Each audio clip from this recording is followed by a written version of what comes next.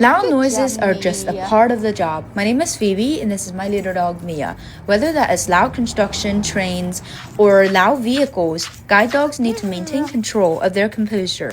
They need to still be able to guide despite the loud noises. Even if they are scared, they're supposed to still work through that. This is something they learn during puppyhood. They get desensitized to all these loud noises, but that continues even as they grow into a guide dog team. That is why it's so important to keep working.